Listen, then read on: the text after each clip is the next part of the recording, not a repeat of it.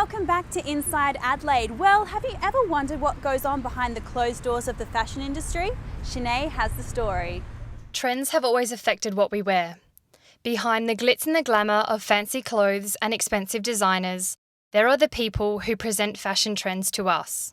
Every garment that you see has been handpicked by fashion buyers. These talented people predict trends and fashions before they happen. Renee Demana, current fashion buyer and owner of Love Affair Boutique, defines what fashion buying is. Fashion buying is all about, I guess, knowing your customer in terms of what they like and what they're going to obviously purchase. Ex-fashion buyer Rebecca Joseph speaks about the processes used within the fashion buying industry. You know, some of them, they start with the fabric and the fibre stage. So we start with fibre combinations like percentage of polyester and cotton and viscose, lurex, different types of fibres. And then from there we start with the dyeing stage. It's like what kind of dyes are we supposed to use, because everything depends on the cost plus the design. We as consumers are constantly being fed trends, some of which are predetermined months and even years in advance. They start to develop a product 2 years in advance. That's how it works. I think that's too far ahead. There's no need to do that. We probably buy maybe 3 to 4 months in advance at maximum. And I think that's enough time to get it in production, get it into store in time. Inspiration for fashion can come from anywhere. In Australia, we tend to look towards other countries and follow in their footsteps. It's what labels present. So if you see, if Tribal's in, for example, next season, your leopard prints and stuff, you'll see it through most ranges. Generally, they get the gist from overseas and those sort of things. So wherever is selling, and in fashion in US and Europe, people like to buy that. Fashion items are put on the back burner when it comes to crunching the numbers. Although the fashion industry is about creativity, it focuses primarily on profitability. I guess about cost and profit, because even for the people that actually make it for us, it's the same situation for them. Honestly, it is about crunching a number and making the profit, but this design element also comes in, because if there is no design, then people wouldn't buy it, but we have to create a balance between designing and money. As consumers within society, we are directed towards these trends. Every theme and every trend have been handpicked by a select group of people. We are at the mercy of designers and fashion buyers alike. Sinead Kentish, Inside Adelaide. We all know in summer that the pool is the place to be, and the Unleashed Swimming Centre took advantage of this popularity and held a huge fundraising splash for multiple sclerosis.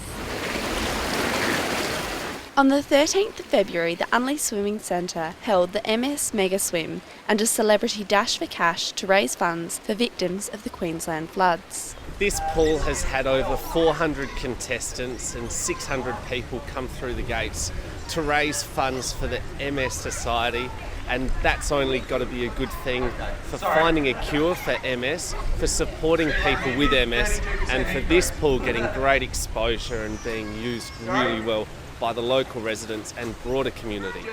Basically, the Mega Swim is an event where there's a team of up to 20 people, and it starts at 12 o'clock on a Saturday and runs through the night till 12 o'clock on a Sunday. So as it sounds, a 24-hour swim, and basically the teams work in a relay to make sure there's someone swimming at all times over that 24 hours. Each member of the team gets sponsored money, which gets to our end total, which this year was $80,000. When you speak to the swimmers who've been in the pool overnight between 10 p.m. and say 3 or 4 p.m, you get a bit inspired. They're doing it on a Saturday night, and they're in the pool, they're swimming 10 kilometres, some of these swimmers. That's something inspirational. The Unleashed community, I take my hat off to them, they're fantastic. We raised $64,000 last year, and I believe we've raised in excess of $80,000 this year, so it shows that there's definitely support there. Following the conclusion of the multiple sclerosis mega swim, the pool prepared for the celebrity dash for cash. Oh, look, I can't really swim very well, but Jacob's been doing a lot of rehab, so I think he'd have to go pretty well.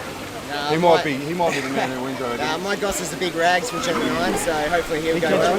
Apparently he's 3 days a week in the pool, so it's not fair, it's cheating. He's on the great man. And perhaps for last, myself or Julian Burton, I reckon for last. Definitely. Thank you, Mark. 8 celebrities competed in a 50-metre sprint, with their sponsors donating over $5,000 to the Premier's flood appeal. The official winner for Channel 9, Brenton Raglas.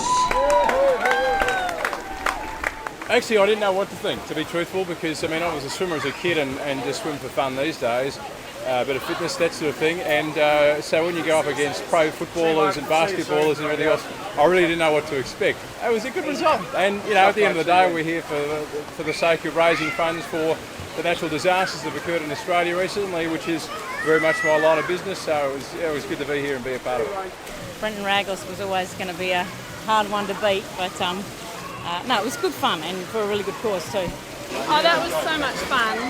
Gorgeous day. We were all glad it was only 50 metres though, because I knew by the time I got to the ladder halfway, I'd be feeling it, because 25 metres, and I was hoping I wouldn't have to breathe too much, but I had to breathe a lot towards the end, which probably slowed me down. As the day drew to a close, we talked to the centre manager about his favourite moment of the day. We had it on an event this year, a celebrity race, and it went really well, and I think we have about 5,500 for that as well. So the Unley community are passionate, not just about the swimming centre, but getting involved with all the events that we put on. I think I'm probably a little bit biased, but I think we have a really good community feel here. We have people that are passionate about coming to the swimming centre and don't just think of it as a swimming centre, they think of it as a place to come and have fun, bring the family. It's not just here just to swim, but they'll come and spend the day and have a good time on the side of the pool, at the cafe, and not just in the water. It's a magnificent outdoor swimming pool, and it's rated as the best in the Southern Hemisphere for an outdoor pool. And also it's family orientated, and for the swimmers, the lap swimmers, it's rated as a very fast swimming pool. It was their first year this year. We've decided after the success this year we'll do it again, so hopefully it's ever growing. 80,000 this year, so hopefully we can get to 90,000 next year, and then hopefully 100,000 the year after it, so hopefully it's ever growing. After the conclusion of the Multiple Sclerosis Mega Swim and the Celebrity Dash for Cash, the day drew to a close and the splash party kicked off with live music, a bouncy castle, mini golf, and lots of water activities.